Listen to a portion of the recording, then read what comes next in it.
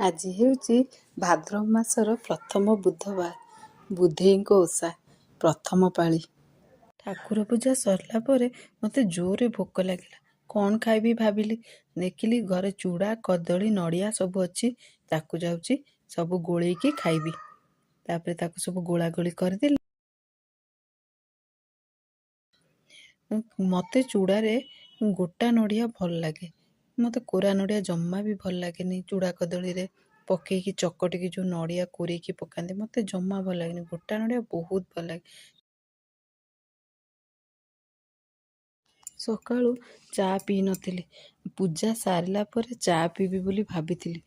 ଭୋକ ଜୋର ଲାଗିଲା। କ'ଣ କରିବି, ଖାଇଦେଲି। ମୁଁ କହିଲି ଖାଇସାରିଲା ପରେ ଚା ପିଇବି। ତାପରେ ଏବେ ଯାଇକି ଚା ବନଉଛି। ଏବେ ଚା ବନେଇ ସାରିଲା ପରେ ଚା ପିଇବି। ଆଉ ଚା ନ ପିଇଲେ ତ ମୋ ମୁଣ୍ଡ ବିନ୍ଧିବ। ନ ପିଇଲା ଯାଏ ମୋ ମୁଣ୍ଡ ବିନ୍ଧିବ। ଚା ପିଇ ସାରିବି। ପିଇ ସାରିଲା ପରେ ତାପରେ ଯାଇ ରୋଷେଇ କାମରେ ଲାଗିଯିବି। ଯେହେତୁ ଆଜି ବୁଧେଇ ଓଷା, ଏଥିରେ ଭାତ ଖାଆନ୍ତିନି। ଆମ ଘରେ କହନ୍ତି ରୁଟି, ପରଟା କି ପୁରୀ ଖାଇବା କଥା। ତ ମୁଁ ଭାବିଲି ପୁରୀ ସାଙ୍ଗରେ ମଟର ତରକାରୀ କଲେ ଭଲ ଲାଗିବ। ତେଣୁ କରିକି ପୁରୀ ଆଉ ମଟର ତରକାରୀ ଟିକେ ବନେଇକି ଖାଇବି ବୋଲି। ଏବେ ଖାଇଲି। ଏମିତି ହିଁ ଆଜି ସକାଳ ଟାଇମ୍ଟା ବିତେଇଲି। ହଉ, ରହୁଛି।